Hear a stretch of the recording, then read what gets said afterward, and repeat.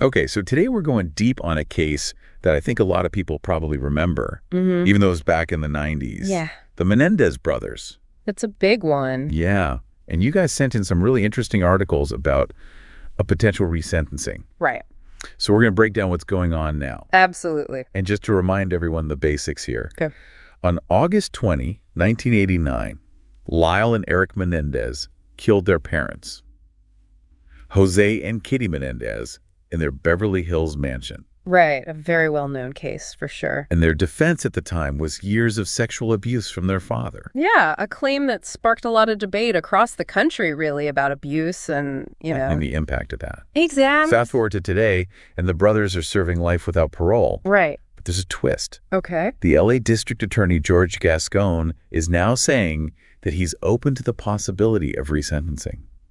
So interesting. So the big question we're diving into today is, what does justice look like in this case now? Yeah, that's a big question. A lot of layers to that, for sure. Yeah. For sure. And before we even get into why, let's just clarify what resentencing actually means. Right. Because it doesn't necessarily mean they're going free. Right. It could mean a reduced sentence. Okay. Potentially the possibility of parole down the line. Yeah. Okay, so that's a really important distinction to make. Absolutely. So let's talk about Gascón then and his stance. Okay. He hasn't explicitly said that he supports the abuse claims, but what are some of the factors that might be influencing him being open to this?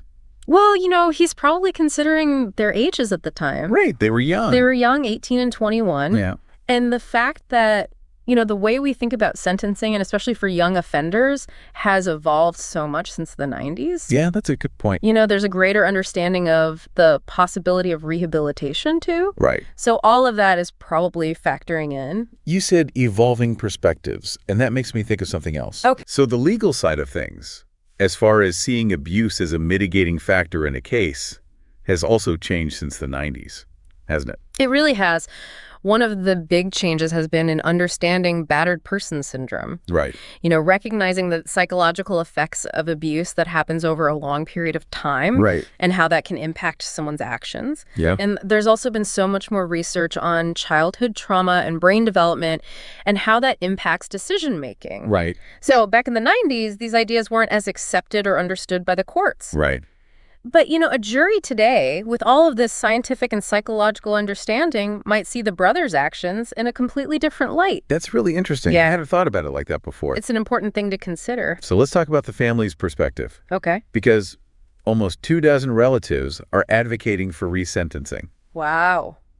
and saying that they believe that the brothers can change. Yeah. It's pretty remarkable when you think about what happens. It is. Their statement is really powerful. Yeah. They said, and I quote, "They deserve a chance to heal, and our family deserves a chance to heal with them." Wow.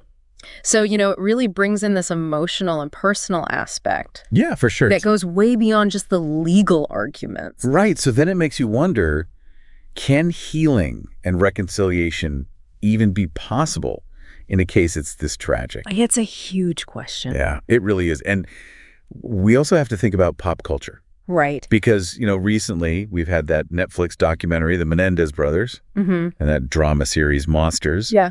The Lyle and Erik Menendez story. Yes. And they've definitely brought this back into the public conversation. Definitely. Have you seen them? I have. I've seen both. Okay. And they've definitely made people more interested in this case again, Yeah. And I think they've also made people think about the evidence and the context in new ways. Yeah. And I think they've also, to some extent, made the brothers seem more human. Right. Not just these cold-blooded killers, but as people with a really troubled past. Right. That shaped them. So where does this leave us? Well, we have this really complicated story about family trauma and justice. Yeah. The DA is considering resentencing. Right. The family wants it, and public opinion is changing maybe because of these shows. Yeah, it seems like it. So going back to our big question then, what would justice look like in this case?